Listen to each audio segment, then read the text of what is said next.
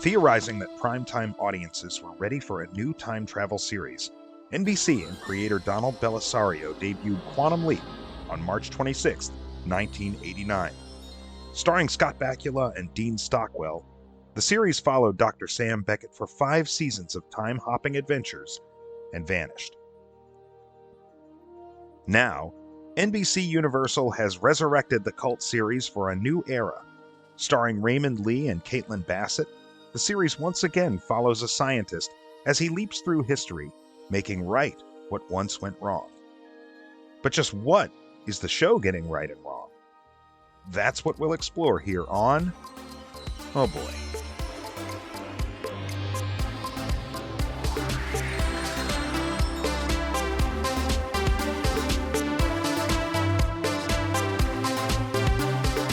Oh boy, it's a Quantum Leap podcast. My name is Nate, and back with me as a co-host we can all see and hear is Brian Martin. Hello, everybody. How you doing, Nate? Doing well. Here we are, episode 3, and one of our theories has immediately crashed and burned. Well, yet another one is picking up steam. Yeah. Where and when did Dr. Song leap this week, Brian? Oh, October 2nd, 1977. Ben leaped into Danny Youngblood Hill. I hope he's paying royalties to Rob Liefeld out there. A middleweight boxer on the eve of his first major fight. He's coached by his older brother, Daryl the Hammer, who we learn is host to a multitude of ghosts stemming from his time serving in Vietnam. It first appears Ben is there to win this fight, but it eventually becomes clear that he is really there to prevent Daryl's eventual suicide. Meanwhile, in 2022, Team Quantum Leap bonds over Real Housewives while Janice Calavici reveals part of her plan. That was a juicy nugget. Yes. We will get to that. I was going to say, we're not going to bury the lead so here. So much juice. So juicy. But, you know, we've been talking the last couple episodes about this show's need to focus more on the leaps themselves, and we're getting there. I think we're running out of things to do with the 2022 crowd. Hence, the Real Housewives storyline, which I assure you, listeners, if you didn't watch, is an actual plot point from the show. I want the power and the money, and I want them both. We spent a lot more time in 77 this week, and I feel like the show was better for it. What do you think? Yeah, it's actually funny to hear you say that, because last week I was aghast at how you like the 2022 storyline, Yeah. and I have flip-flopped on that this week. Yes, there's a MacGuffin in this week's episode that was, I want to say, unexpected, but maybe it shouldn't have been, kind of like Beth, but oh my God. It's that Quantum Leap catnip that I was talking about last week. It's almost as though these writers had been listening to me last week, where I said, oh, there's absolutely no way that Janice could possibly be evil. This is all just some misunderstanding. And yet they led her to not only drug her mother, but steal from her dead dad while building what appears to be an imaging chamber in yet another secret evil layer. I love that. Janice is building an imaging chamber. Wild shit, man. Like that, I was like, all right, now I officially cannot wait to see where this is going. It did kind of turn a corner for me on that side of the story. It was really just to spite me, I feel like. You know, here right. I am, recorded for all posterity. That's ridiculous. She can't really be evil, except that she drugged her mother. Drugged Beth. Drugged Beth. She drops on the floor. She's the only one of the two we have an emotional connection to. As previous fans of the show, I'm like, you can't do Beth dirty, man. Yeah. Come on, like. So, like, is she evil? I still veer towards your side that, like, no, she can't possibly be that evil. See, this seems to me like something that would be far more difficult to walk back. I was talking about, it's all going to be a misunderstanding. She, for some reason, doesn't want to give up whatever she and Ben were working on, but there's a good reason, and this, that, and the other. And then this week, she clearly has some kind of evil lair. So when I talk about another theory picking up steam, what could this possibly be? The genesis of Lothos and the Evil Leapers? Oh my God. What if it is? Is Al's daughter the builder of Lothos? I will eat a shoe on this podcast live if that is the case. But I don't know, man. Historically in Quantum Leap, we haven't had characters that are innately evil outside of these, the evil leapers from the final season or whatever. And even then, you got the impression that they were enslaved, that they weren't doing this willingly. Aaliyah, in particular, was like somebody who was painted as a victim. Now, Zoe, her hologram, that was an evil bitch. So... Yeah, all offspring of Janice Calavici. That's what I gotta wonder, man. It seems like a deep dig to go in that direction, but something is definitely amiss here. This was your theory, Brian. It was. I am jumping on the bandwagon of your theory that you are now walking back. Never did I believe it was possible, but now I'm really wondering. Yeah, I really liked my little theory about following Sam as Ben tried to track him through space-time. Immediately, Ian has some techno babble about how the map seems to show that he's going to leap outside of his own lifetime. He's already done that. Yeah, he did that this week. And I was wondering, 77. So he leaps into the year 1977, which predates my birth. Nate, you were alive in 77, right? But barely. But still, I'm like, how old could Ben Song possibly how old is be, he? Right? How old in a guy is he? Do we know how old the actor is? I don't. I think it's rude to ask, but I think that Ben Song's probably in his mid to late 30s. 77 seemed to me to be clearly outside the bounds because however old he is, he seems younger than I am. Yeah. So I know he can't be that old. And then the show admits, 1977 predates his birth. So he's going back farther. However far that ends up being and to what effect, I don't know. Yeah, the only time in the original series Sam Beckett leaped outside of his own life was explained in one of those sort of whatever we want to do time travel-y things. Right. He leaped into an ancestor in the Civil War. Yeah. And that was also a season 5 episode, right? Pulling out all the stops. Let's see what we can do. I think that was one of the last episodes of the show, maybe third to last or fourth to last. Yeah. But that's the only time we saw him significantly leap beyond his own lifespan. So I remember Ian bringing it up, but didn't Addison show up in 77 before they really introduced any of that? Correct. And she wasn't at all surprised that it was 77. Makes me wonder how much research these guys have done in the original project. How much these schmucks really know about anything that went on? Are we talking about the characters or the creators of the... well, okay. So I gotta believe the characters, creators rather, know what they're doing.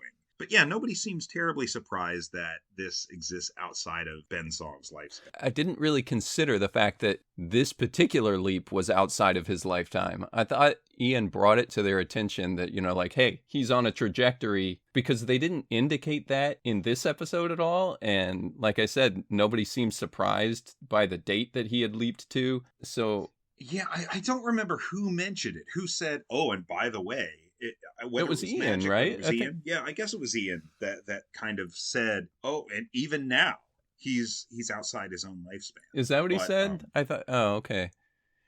Yeah, But it did come, it was seriously Act 3 kind of material. It was not up front. Which they should have been surprised to begin with. Unless. So here's a big question that's kind of hanging over this for me, coming out of especially this week's episode. So we know that Al kind of hung on to the fact that Sam Beckett never came home. Right. That he was upset about it, that it kind of was something that haunted him for the rest of his years. Couple of questions. One, did Al and Sam ever see each other again after the original series finale? I'm going to go with no. I think no, right? Yeah. Two, based on the parameters established in that finale that suggested that Sam was ultimately in control of his leaps. Mm-hmm. Is Sam, and hence the project, capable of leaping outside of his own lifespan beyond the series finale? Okay, let's assume that he was. How do you feel about that? Well, he could be anywhere. And I think that's why we're kind of moving towards a specific point in the time stream, right? Where is that point? Where does it exist? If it existed outside of Sam's lifespan, it would make sense that they were never able to find him because he was beyond the parameters. Like Al could never find him again, right? Well, yeah, I kind of got the sense that he cut off communication with Al. He ghosted Al. Yeah, he kind of ghosted him, I thought. God damn. I kind of left with the sense Sam had made such a change to Al's life that I could not imagine his actually joining Project Quantum Leap with Beth in his life and 4 daughters. Everything seemed to be so different for him that I just kind of assumed that he wasn't there in that capacity and Sam was out doing his thing because he can. And if we're thinking of sort of the aspect of altering the timeline, right, which has obviously happened on Quantum Leap multiple times, the very first time we meet Al, he's like literally pulled over on the side of the road trying to pick up a hooker. Yeah. If he was married to Beth and he had all these kids, isn't the possibility relatively high that he would have been there on the night Sam chose to leap back and stopped him, right? Is that what happened? I thought he was just on his way to work and this lady had a flat tire or something. It was very late at night. Yeah. She was dressed like a woman of the night. That's the way people dressed in 1994? That's okay. True, that's true. That was the style at the time. Oh, man. If only. If only. God, like the one thing Quantum Leap couldn't predict, the grunge era. But yeah. That's what I've always wondered about. Like, would it have changed Al's trajectory? Would he have been present that night otherwise? I don't know. Obviously, the answer is no. Yeah, well, and clearly he stayed on the project. They still met each other. I kind of got the sense that Al would be in a completely different place, and that was kind of the point. But we've seen like we talked about Honeymoon Express a couple episodes ago, and how like the world realigned around Al. Right. Is Al aware that he was unwed for like 40 years and all of a sudden was married to Beth? We touched on that very briefly last week too. Like so the implication of the series would be that yes, Al was suddenly aware like of this massive change in his life. Right, but he would suddenly have daughters that are like 20 years old. Yeah. Like and one of them supposedly held back from joining Project Quantum Leap by Beth. Interesting twist there, I thought, like why would Beth do that unless it was just like, this is what it did to your father. Right. I think that was the implication. Right. This became your father's obsession. Don't you wish Dean Stockwell was still alive? Oh man.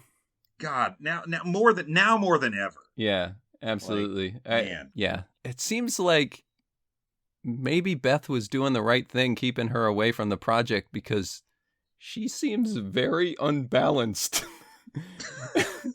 Seems like an astrophysicist that maybe doesn't need to be around space-time. She's like, well, I've got these other kids that are normal, but this one, maybe not. Yeah. Which I guess is a good percentage rate. We'd have to go to Ziggy to be sure. But... Yeah. Yeah, Ziggy. Ziggy is a point of contention this episode. Yes. She's been infiltrated by Janice through her dad's old hand link. Oh, man. Which I guess is the MacGuffin you were mentioning earlier. That's the MacGuffin. Yeah. That's the MacGuffin, man. You see it sitting there on the table at the end. And the funny thing is, like, they're all sitting around. When I say that Team Quantum Leap does nothing but watch Real Housewives, I really mean it. I love the bling. I love the jewelry. I love it all. In this episode, like, that is the main focus of the 2022 storyline is how can we make Addison feel better? Maybe by watching Real Housewives with her on like a Wednesday night. And so they all do it. Magic gets a phone call in the middle of Real Housewives, which I'm sure he was initially very thankful for. But it becomes this sort of, oh no. Beth says Janice got into Al's old stuff while she was knocked out, and he had items and artifacts that he maybe should not have held on to, which I mean is true of anybody, you see actors who are in movies and they're like, yeah, I kept the Darth Vader suit, or like whatever, it's like, of course Al took home his hand link, but now Janice has his original hand link, which is a direct connection to Ziggy. It seems strange. Is there any reason to believe that hand link would still have connection 30 years later? What kind of charge would that shit have, is what I'm wondering, It's a good lithium battery.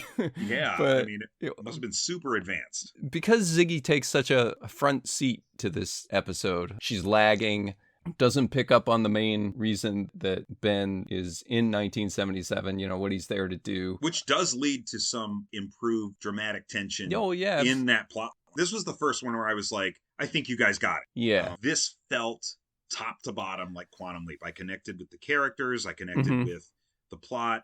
I felt good about it. So, I feel like the first 2 episodes we kind of harped on this whole, what you have to do on the Leap side. You have to get to know these characters. You have to and they did a much better job at it this week. I will say, we had about half a scene with Daryl's wife where she comes in and drops off those sandwiches. Yeah, drops off some sandwiches and some exposition on exactly what their relationship with a side is of like. Mayo. Yeah. Like, again, this is what I'm talking about. This show is not going to give us the immersive environment that the original did. They're just not going to do it. It's 3 episodes in. Unless the writers are going to spite me, I welcome them doing so. But going to be an understanding that protagonist character is going to have to carry the weight of these other characters, because we're not going to get to know them the way that we did in the original series, where you spend the entire episode in that time period learning Act 1, Act 2, Act 3, Act 4 about those people's lives. Instead, it's going to be told to you.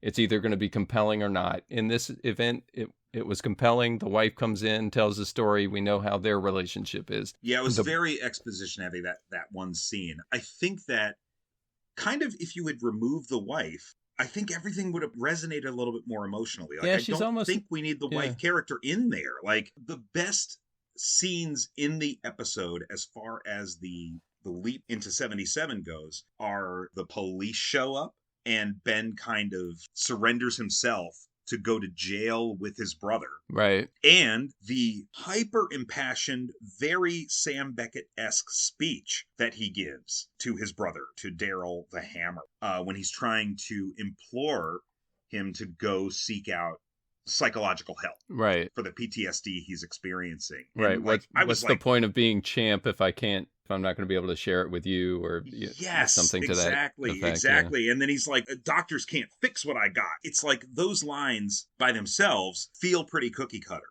But Raymond Lee and the actor who plays Daryl in this episode sell the emotion really, really well. Yes. And I was like, that to me, that was the moment where it kind of clicked. And I'm like, this moment here is Quantum Leap to me. Yes. John Chafin is the actor. I actually made a note of it. John Chafin is the actor that played Daryl. He did an excellent job. Yeah. I feel like we really only see one emotion out of him. I feel like in a different style show, maybe we'd see other sides of him, but we're really only seeing the troubled side up until the very, very end. Yeah. Yeah, you're right. Yeah. So, because even when at the very beginning, when they're getting weighed in before the fight and the photo flashes are going off and Daryl is like kind of acting like he's already vexed by the flashes going on. He's like, I hate the cameras, Yeah. And it's like everything is triggering for him. So he's always kind of in this like downward spiral.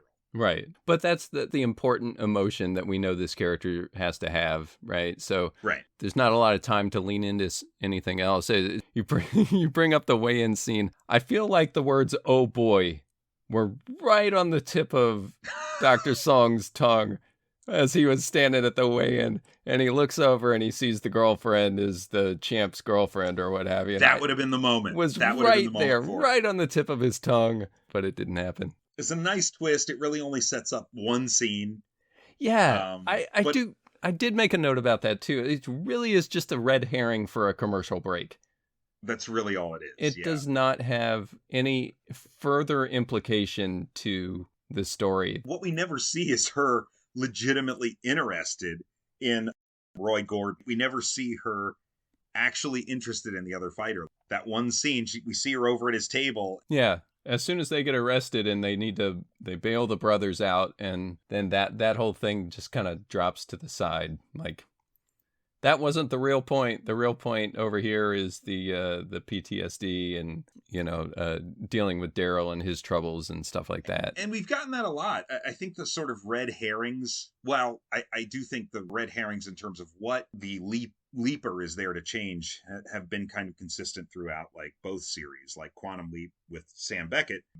There were situations like that too, but I think 2 out of the 3 weeks right now so far of the episodes we've gotten in the reboot, things aren't what they seem, or there's kind of a delayed response in terms of figuring out, why am I really here, right? Yeah, that's one of the things I kind of miss, and especially in this episode, is the interaction that Al always had with Ziggy. Ziggy was the third character, even though she was never... She was. Yeah. Independent of the few episodes where we actually heard the voice, the connection through the hand link and the communication through Al that, it's an 88% chance of this. There's a 72% chance of that. That's a real flying by the seat of your pants kind of quality to it. I think, the fact that he was always smacking the hand link, it was always making those caw-caw noises. Yeah, yeah. Like, I miss them. I really miss them. So much personality, right? Right. And that's something I made a note of last week that I didn't really mention. That, like, we got a hand link. Right. Addison has a hand link, but there's no personality associated with that hand link. It's just a cell phone. And she was on the verge of smacking it, though. That's true. I saw it, it was, they came up with this interesting plan to win the fight, and things went awry a little bit, and they didn't have a prediction any longer, and I swear she was about to smack it. But I loved that. Didn't happen. I loved how much effort they put into. Addison, at a point in this episode, has access to the video feed from the night of the fight. Mm-hmm. Just every move, every single punch that Danny tried to land. And there's a huge montage in the middle of this episode where she's like, we got to choreograph this whole fight. We right. got to learn the choreography of the existing fight to win this. And very quickly, Ben gets to a point in the actual boxing match where he exceeds the limit of what Danny did the first time, and now everything's an open book. Right. Oh, I don't know what happens next because we've changed history and there is no record of the fight past this point. And I thought, ooh, that's really, really cool. And I loved I honestly love the training montage. And the fact that she kind of collapses from overworking herself, and she collapses and disappears, and he can't do anything for her. It's a good moment. And of course, we learned this week that Dr. Song has a photographic memory. So Sam Beckett, of course, had a photographic memory, and this is the first time anybody's thrown that term around as it relates to Ben's song. But yeah, I mean, you gotta. If you're gonna mimic a fight like that, Is it just a product of the script of what was necessary for the week? I mentioned last week, I think, why isn't he the Einstein of his times, and like what makes him special? So far we've learned he knows several languages and has a photographic memory. Has no siblings. No siblings, that's right. we learned that this week. Yeah, I like how that's coming out. Again, it may be a product of the amount of time they have, but it's just like a little nugget each week with Dr. Song. He almost remembered Addison. That was a nice moment, too. Yeah, he gets knocked down to the mat and kind of has these flashes of his life in 2022, presumably. Yeah, a little bit. And almost remembers that Addison's there with him, but not quite, right? Right. So the photographic memory serves its purpose this week, and their plan almost works perfectly. The champ goes down, hits the mat, but of course he gets back up. I've played a lot of Punch-Out. I know the feeling when you're like, please let this be it, and somehow he still gets up. It's one of the best cinematic moments, too. Rocky, when Apollo knocks him down and he gets back up, and the look on Apollo's face is, this mother really getting back up off the mat. You've got to be kidding me. Please stop. Please stop. Don't do this to yourself. Yeah, here we go again. Are you kidding me? This guy won't go down. Just a great moment in that movie. It's always great. Yeah. So I'm kind of glad that this episode was about boxing. Because I feel like it's just that sort of like raw elicitation of human emotion. Like we all know what it's like. It's very literally an underdog story where you get knocked down and you have to get back up. Right. I think Ben and us by proxy are happy that Addison has obviously taken so many cardio kickboxing classes. Yeah. Correct me if I'm wrong. I think this week we learned that she served in Afghanistan. Yeah. We didn't know that previously. Yeah, no, that is correct. She is former military, or I guess current military. It's still a military project, right? It's a government project. Yeah. Overseen by the Pentagons. It kind of raises some questions what qualifications she had to potentially have been the leaper in the project. Yeah, I wonder if it's more to do with coping with stress. What could possibly prepare you for this sort of thing? Seems like photographic memory is probably one of the most important things. Multiple languages, 6 doctorates, multiple very helpful. Being Neo without plugging into the Matrix is very, very helpful. If all of that holds true, and she was the one that they were grooming to step into the accelerator, she's got to have some kinds of qualities there that shouldn't she have the doctorates? Shouldn't she have the photographic memory? You know, it seems... I don't know. I'm just kind of putting that together right now.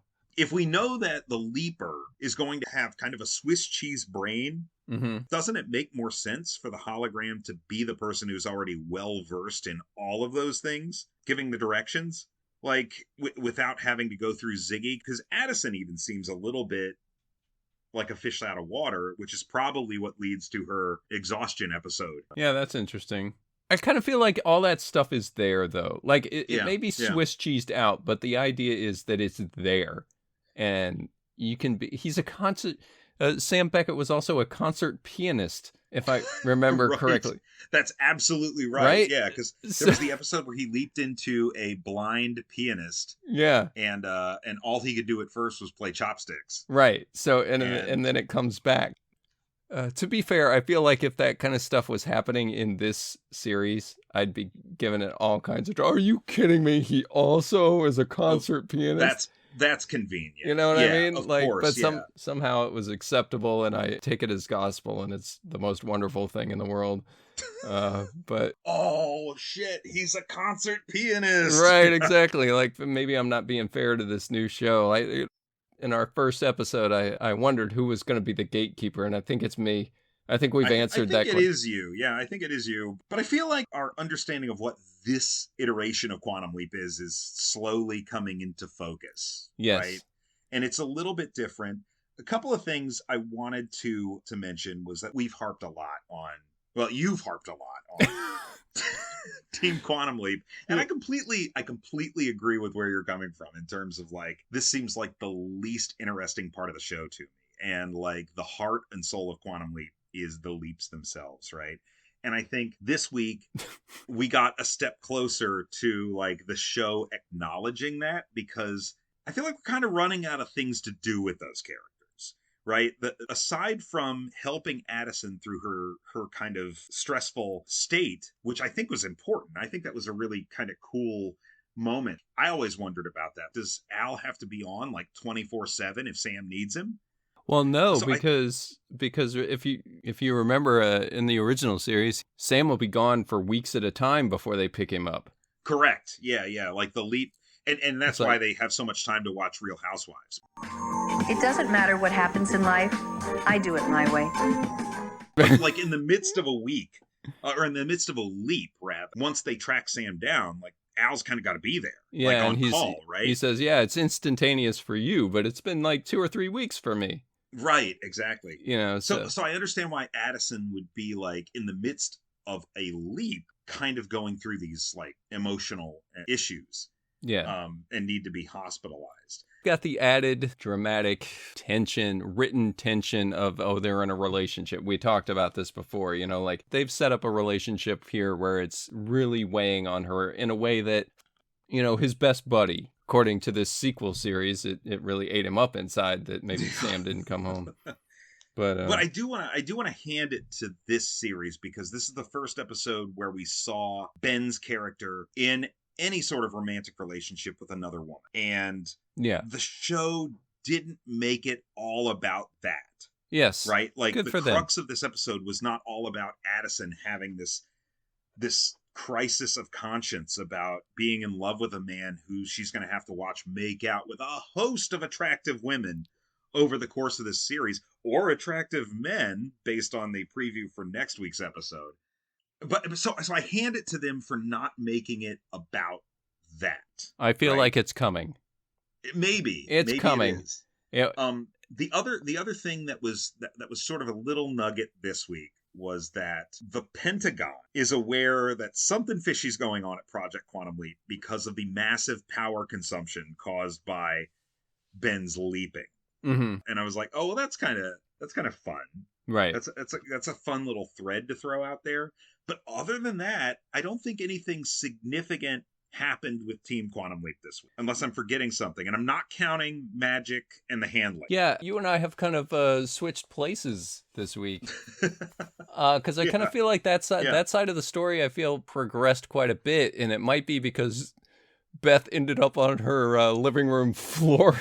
I mean, drugged. And I don't think any of us expected that. I know that wasn't, that's not necessarily Team Quantum Leap, but it is the 2022 storyline. But like I said, my ingenious theory that I posited last week crashed and burned with this idea that evidently it's not a matter of tracking Sam leap by leap, but they did kind of move forward with what time period Ben and Janice were supposedly trying to reach. And they did this weird technobabble about gravitational navigation.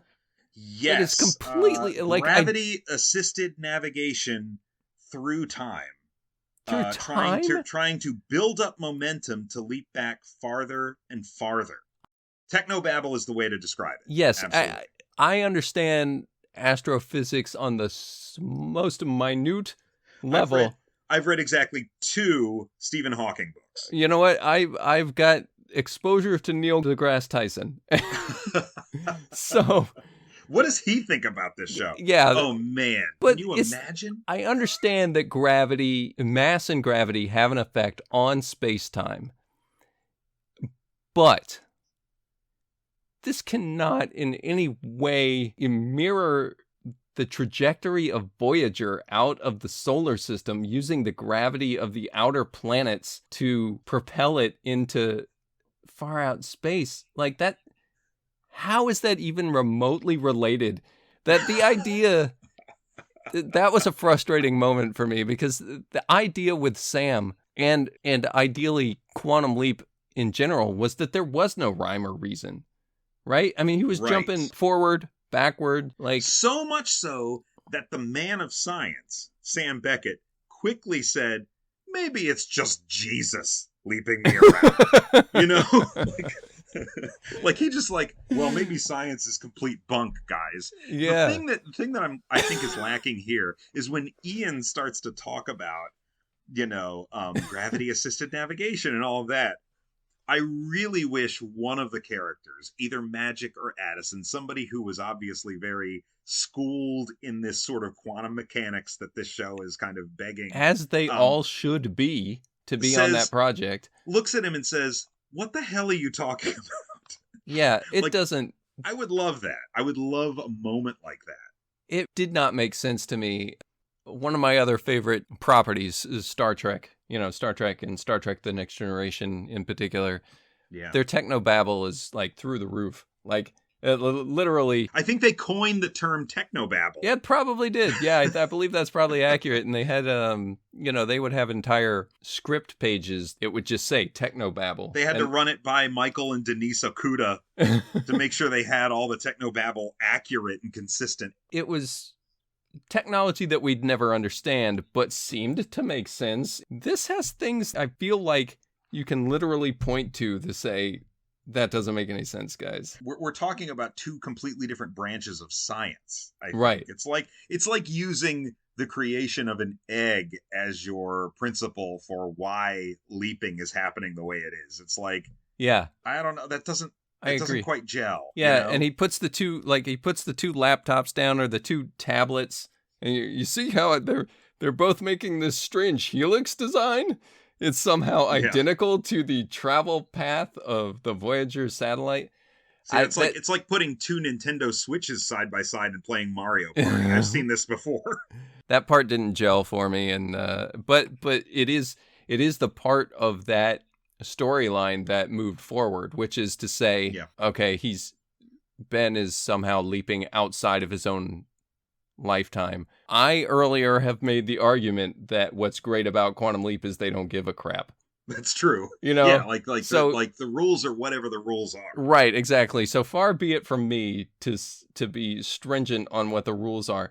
However, that being said, okay, they've repeatedly pointed out that this is a matter of taking your birth date and the end of your life, tying them up into a loop, balling that up. You can then jump within your own lifetime. They play fast and loose with all of the rules, but that has always been very consistent. Yeah, and I have to wonder about that. Like, so Sam did it once. Actually, Sam. I mean, okay, so technically Sam did it twice. Fast and loose, man. We're playing fast and loose. Then, either I should just not be bothered by this in any regard whatsoever, or it shouldn't be a plot point that's interesting to them, right? Right. I mean, if it's like he's leaping outside of his own lifetime, well, yes, we have all these records of the prior time traveler having gone to the Civil War, so this isn't surprising to us at all. Is it or is it not? Yeah. Maybe we're thinking about it too much. I want to think that we'll have an answer for that. Whatever the end point is for the period where they're trying to get. Yeah. That seems to be like the most important part of all of this that we're not seeing yet. And you still feel like that's going to wrap up at the end of the first season? I certainly felt that way. There was one line in this episode that made me question, and that is when they determine that Ben has no less than 10 leaps, but possibly as many as 20 leaps to get to that point in time where he's trying to reach. That sounds like a writer's room trying to hedge their bets on how many episodes are going to be ordered this season. Like, are we going to get a 13 episode order? Are we going to get a 20 episode order? Well, we don't know yet. I checked. I checked before we jumped on this evening. Internet Movie Database has updated us to 5 episodes this season. At the very least, baby. We at least have 5.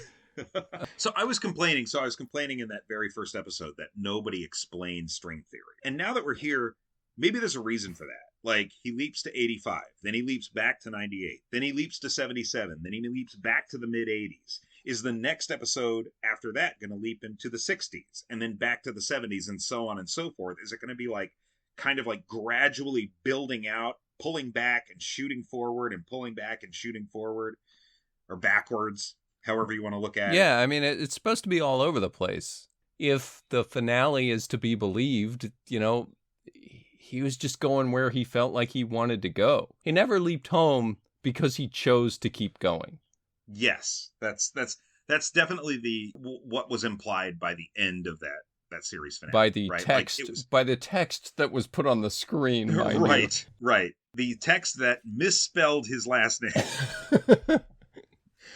Just how hastily that was thrown together. Oh, man. But I think it's a really good point, because the mission statement of that original series was always leaping through time, putting right what once went wrong. Yes. Something I wanted to bring up last week that I didn't is that, hey, the series has a prologue now. Right? Good for you. That's what I have that note for this week as well. And I was like, yes, we got a prologue.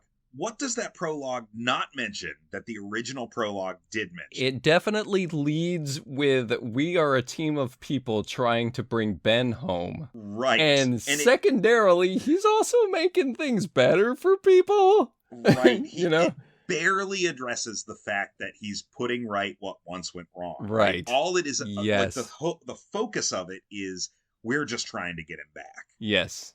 Right. And Ben says something in this episode that was really revealing to me. He says, I know I'm not Danny, and I know I should not care, but this is not easy. In relation to everything that he's trying to work on and change in the environment around him. Right. He says, I know I shouldn't care. That is rubbing against what Quantum Leap is. Yeah, almost. Right? It's the antithesis of what Yes, and I'm fine with it as long as Ben is, and he seems to be, gradually coming to a place where he cares. Like he's starting to develop these sort of emotions. And it would explain why the first episode was so cold. The second episode kind of built on it. And in this episode, we got a super impassioned speech from him where he almost looked like he was going to cry. Yeah. Well, that actor, Raymond Lee, right? Yes. Yeah.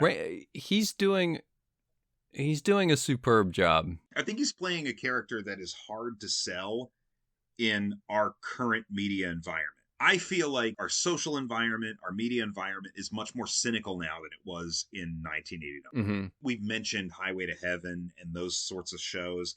I think a character like Sam Beckett was a way easier sell in 1989 Mm-hmm. than he is in this modern world where we expect our heroes to be, at the very least, borderline anti-heroes.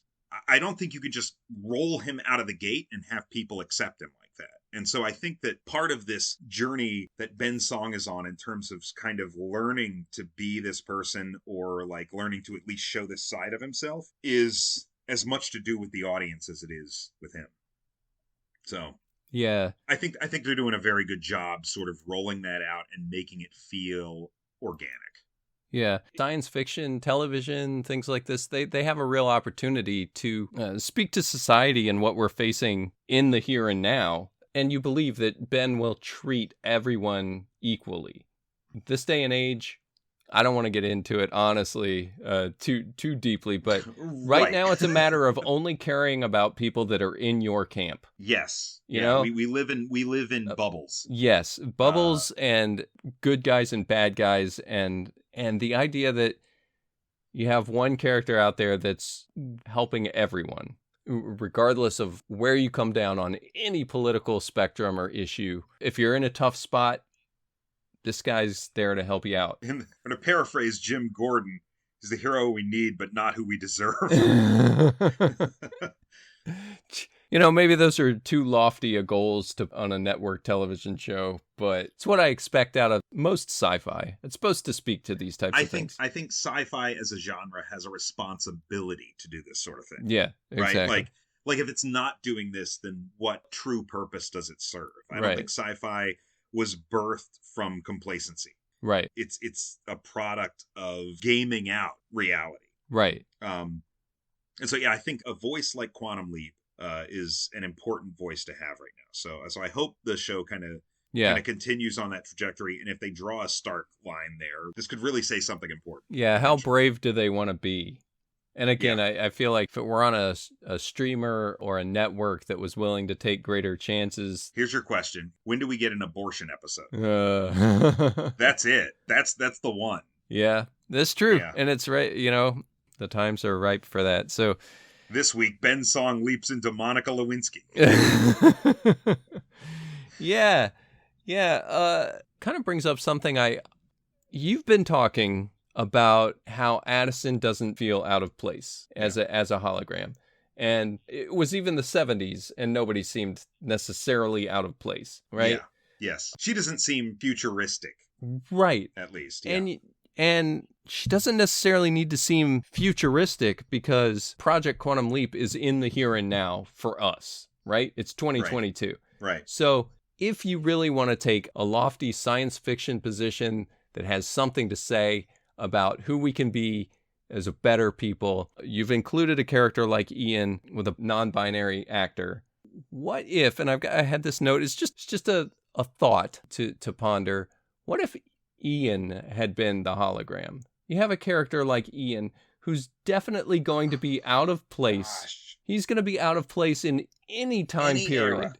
Any era. Yes. But I can see people taking offense to that because we made Al a caricature that is out of place, right? Whereas Ian is a person that we should just accept and respect in our time period. They are going to seem out of place in 1985, but, well, this is just completely normal by 2022.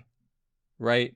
This is the kind of thing that Star Trek was supposed to do, is like But the all of contrast these is still there, bigotries yeah. and all of these problems are things that we are past. And here in 2022, we are accepting of these differences from the mainstream, and not one that I have any position to speak to, so I tread very lightly on this topic. However, that being said, you really have an opportunity to put somebody that seems different than the time period, but only out of place because we haven't learned better yet. See, now it's like kind of like it's a reversal of the first episode we did together, because now I'm kind of like, I kind of like that show, Nate. I kind of wish I was getting the show where Ian was the hologram. Yeah. And that's not just because I, as I've said in previous episodes, really love Mason Alexander Park, but that's a very thoughtful perspective. I like that. Again, I don't have a lot of latitude to speak to on this, but you know, it shows a juxtaposition of where we are now versus where we have been, or where we should be now and where we have been. Yeah, and for some viewers, it still is the future. It's still not a reality. Yes, it is. Yeah, right? exactly. See, these are the types of things that I'm gonna trip over myself. I don't mean to insult anyone or what have you. And think of how proactive the original series was with regards to social issues and things like. It's almost impossible to put yourself in that headspace now and think of some of the things. Even like the first time Sam leaps into a woman. That episode's largely about sexual harassment. Mm-hmm. In the 90s. So many things that were hot button issues that remain hot button issues today. And yeah, I do wonder how daring this new series will be in terms of contending with them, because hot button issues have been like a make it or break it thing now. It's not even that like people like or don't like talking about it. They hang their whole identity on these things now. So yeah, maybe it's a case of the show's like, well, we'll include Ian, but we can't go too far with this yet. We've got a non-binary character here, but if we make this non-binary character the focal point, or we really start like hyper illustrating the fact that there is a clear juxtaposition between this character and, say, whatever era Ben finds himself in, the show just becomes exclusively about that. And I'm not saying that's a bad thing or a good thing, because I think, socially that could be quite productive. Yeah, spoken to correctly, then you just treat these types of issues as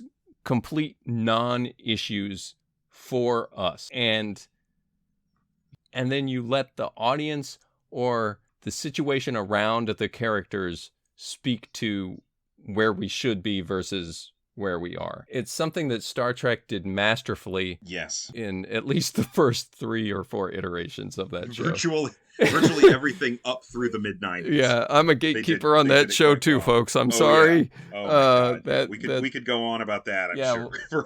That's another podcast. Yeah, exactly. Then tune into our other show.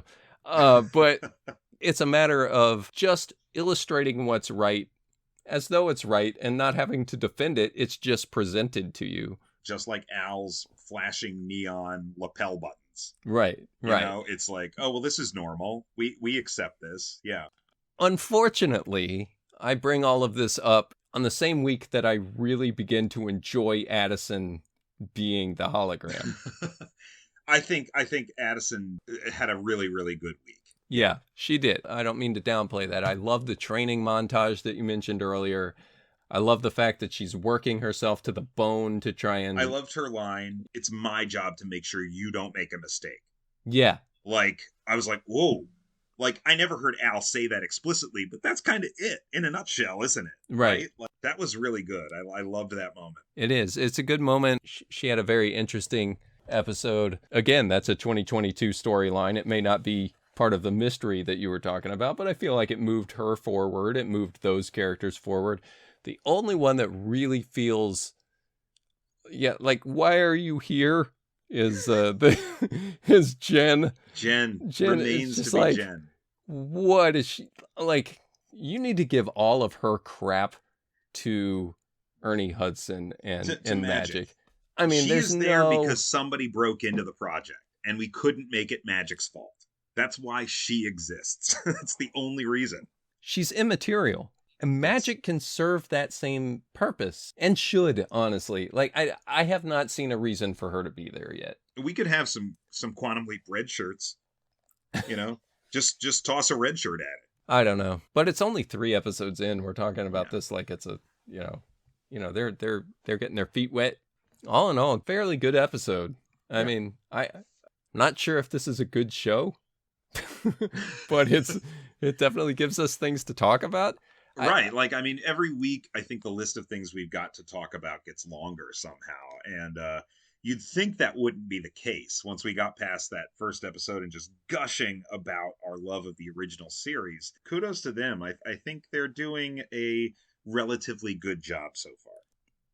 Outside of that, I think the big draw this week was, well, for you, the big draw was the leap. For me, the big draw was, wow, maybe Janice is an evil, nefarious individual that will start the evil Leaper program. Maybe so. Maybe so. Man, seeing that hand link, that took me back. It's pretty rad. It gave me some interest in what she's doing, where before, as of just last week, I was like, I do not care about this person. It's so obvious that she's not really evil. And like I said, drugged her mom, stole from her dead father. Hard to come back from. Yeah. It's hard to walk back from. And like, what is she up to? It's hard to come back from killing Han Solo, buddy. You know what I mean? Here's the thought I had. Okay. This week. If we're going to end up with Sam, and we're going to end up with 2 holograms, what if we end up with like this joint Butch and Sundance leaping thing, where it's like 2 people and 2 holograms just leaping the shit around through time together? If she's building an imaging chamber, does she plan to try to influence Ben? See, that's where I think this is going. I think she's going to show up in Ben's leaps and try to lead him down a different path. So she's been linked to his neural network. Yeah, I would think so, because the 2 of them clearly know each other. Right. To some capacity. They were working on something. I don't know how quantumly entangled they've become, but I guess we'll find out. Yeah, that'll be interesting. See if she, suddenly he's got 2 holograms to work with. In my watch through of the old series this past week, Star-Crossed, there were people in the waiting room with Al that could not see or hear Sam, and he couldn't see them. Oh, I remember that. But they were like overseeing one side of the conversation. Right, because they were not attuned to his brainwave, yeah. So he couldn't see them, and they were just there. And they couldn't see Al. him either, so they were just kind of assuming they had to like hear one side of the conversation, and they were monitoring what kind of information Al was giving Sam. And he showed up wearing a sash with hieroglyphics on it. Oh God, yeah, you're right. You know? Oh my God, I'd forgotten about that. Yeah, it was good. It was pretty good. Absolutely.